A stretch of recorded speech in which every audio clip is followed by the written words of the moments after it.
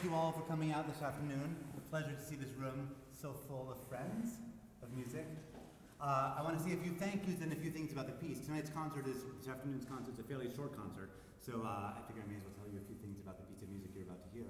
But first, some thank yous to our design team, Jamie DeYoung and Donna Summer. I want to thank them for all the work they did to make the beautiful concert poster and program. I want to thank Shannon Bicknell and our production team for doing a fantastic job with putting all the show together, all the ushering and the lights, the whole everything, just really quite a production. I want to thank our office managers, Peter Chang and Margaret Rose Irel, who did an amazing job. Everyone up here required some paperwork to make it all happen for them to be here tonight, and they really did quite a heroic job of making all the arrangements to make tonight's concert possible. I want to thank our former chair, David Broadbeck, who put aside some money last year for the choral program, and that really helped us make this concert possible, as well as some other things. Dr. Lauritsen's visit in May, and some other things are part of that bit of funding, so I want to thank him very much. So, a round of applause. Thank you to all those people.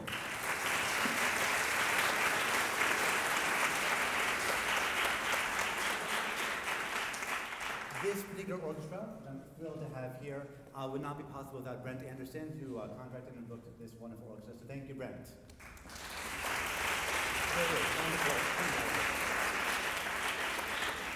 And I am thrilled to have incredibly close colleagues here on the performance side. I love our musicologists too. But for the present purposes of the performance side of our faculty here, and this is hopefully the first of many choral orchestral works you'll see here at UCI. And Stephen Tucker is here, and we've been scheming all kinds of things. So if you are back around campus in a couple years and you hear the Brahms Requiem or something like that, we have many such things afoot. So I'd like to thank Stephen for some good plans for the future.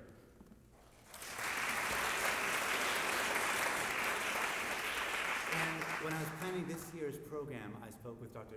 Daryl Taylor, who is my colleague in the vocal arts program, head of vocal arts, and he talked about this piece, and I thought about bringing in some alumni soloists or other professionals in the area, and Dr. Taylor recommended, our students could handle this.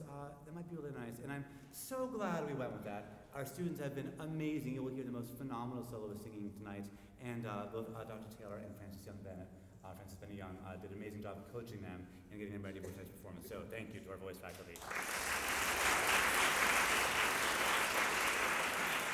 And now, to the piece. We're going to take you back to a different place and time. This is 1798. This is Vienna and its outskirts.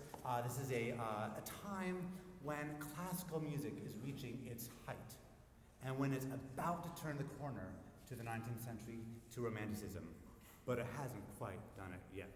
And the piece we're going to present to you tonight, to me, is like the apogee of classical music. It is the classical style taken to its top. But I want to pause for a second and tell you something about Haydn and how it came to be that he wrote this particular piece of music at this particular time. Now, Haydn spent most of his career, as many of you may know, in the service of a noble family of Hungarian descent who were very involved with the Viennese scene. They had a huge estate in Hungary also called the Esterházy family. And he worked for a whole series of Esterházy princes, and he produced all kinds of music for them in one way or another. He basically spent his whole life working for one family. Now, at one point, a certain prince, Anton Esterházy, was in charge, and he said, I don't care for music so much myself. It's not my thing. I'm not so into it. And so Haydn, just, it's my job to pay you. So stay on the payroll, but just take off and do whatever you want to do.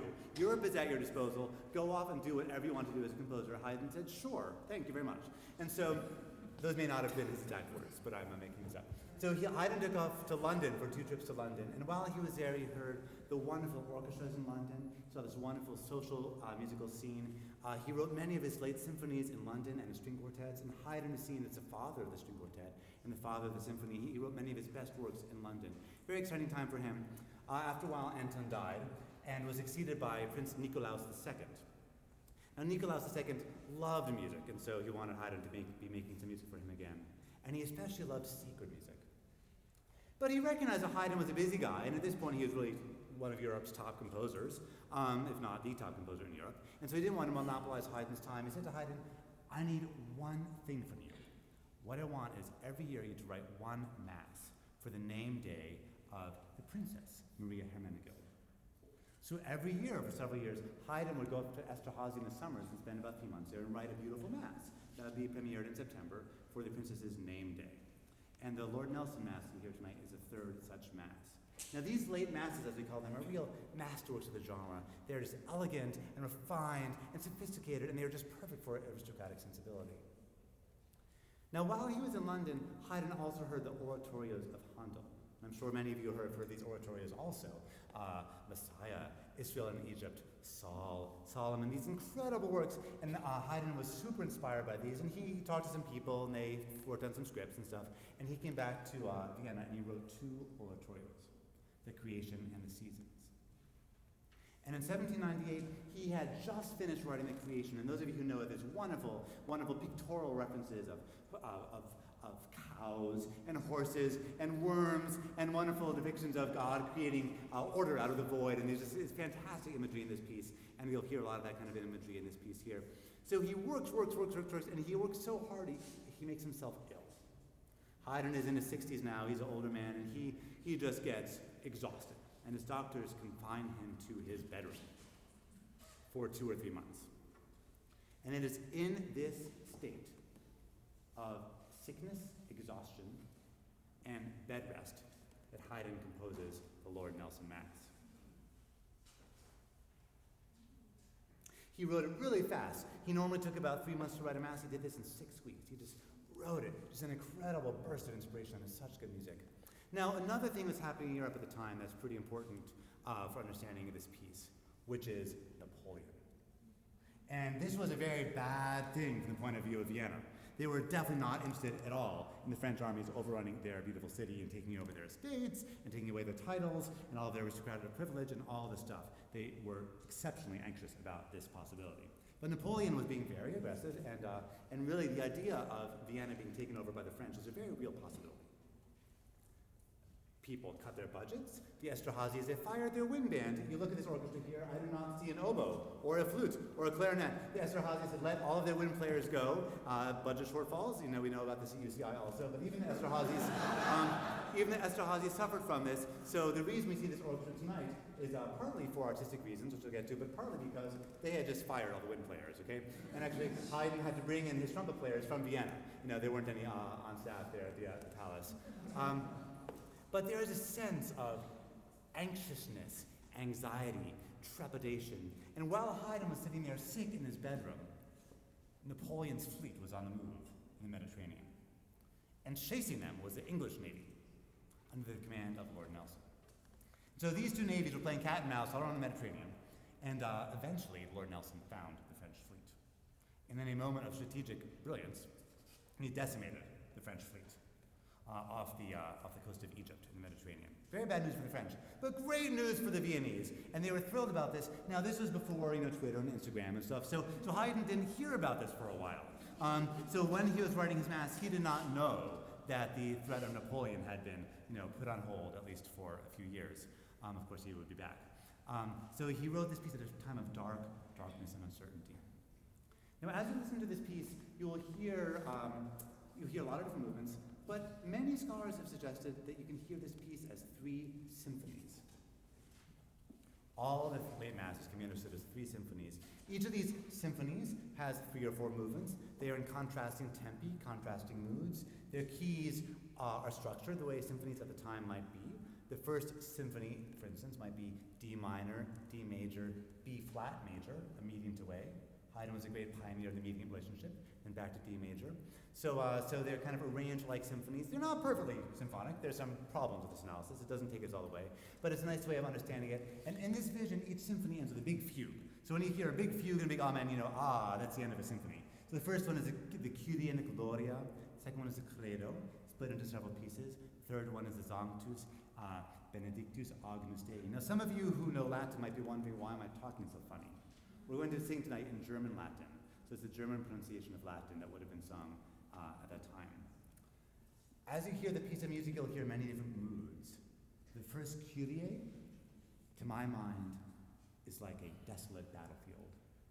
Corpses everywhere, cannons in the distance, dead people all around. The angel of death is swooping over, looking at all the dead people, and there's a band of survivors out there saying, "Have mercy!" have mercy, Kyrie eleison, and it sounds desperate, plaintive, and to me it really is a cry for mercy in the middle of warfare and anxiety about warfare. It's a great Gloria, festive, triumphant, very exciting. The Credo begins with a kind of a nod to tradition. The first movement of the Credo is set in what we call the stile antico, the old-fashioned style. And it's set actually as a canon. The sopranos and tenors go first, altos and basses come in later. It's like a round, it's a canon. A fifth lower with the same exact music a measure later. And accompanying this is a walking bass line, kind of a continuo theme. And so Haydn here is looking back to Bach. And Bach actually set the Credo with his B minor Mass in much the same way. And Bach is looking back to the early Renaissance composers who did these compositional devices like canon. And Haydn is also poking fun, as was Bach before him, at the idea of canon. It's a musical pun. Because what is canon? It's a musical round, but also it also means rule or law. And so what better way to express the Credo, the creed, the rules of the faith than with a musical canon? So a clever little pun.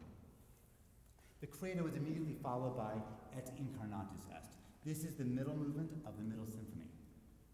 And to my mind, it is the most fervently believed by Haydn. Haydn was a child of the Enlightenment, which believed in rationality, which believed that humankind was the center of things. We were not little cogs in the wheel that was directed by God. Humankind in this vision is what it was all about. Our rationality, our reason, our ability to figure things out. So when Haydn says the words, Et incarnatus est, and was made man, the divine took on human form, he sets this with great feeling. My favorite movement, perhaps of all, is the Benedictus, which is toward the end. Blessed is he who comes in the name of the Lord. And you hear it's almost like a dark, craggy desert, and there's someone out there alone with no hope at all. They're so forlorn, and they were like, please won't anyone come and help us? And this alternates with this fierce, judgmental mood where the judge comes down and smites everything. And it's terrifying, and you hear the brass and the timpani, and it's altogether terrifying. You hear these two moods weaving back and forth through this whole movement. It's quite magical. And then we end the piece with a wonderful Dona nobis pacem, grant us peace, a big fugue, bright D major. Anyway, so many, many movements. We hope you enjoy this journey as we do Haydn's Lord Nelsonmesse. We're thrilled to have this wonderful orchestra here. We're thrilled to have UCF Chamber Singers, and we're thrilled to have all of you in the audience. So thank you very much.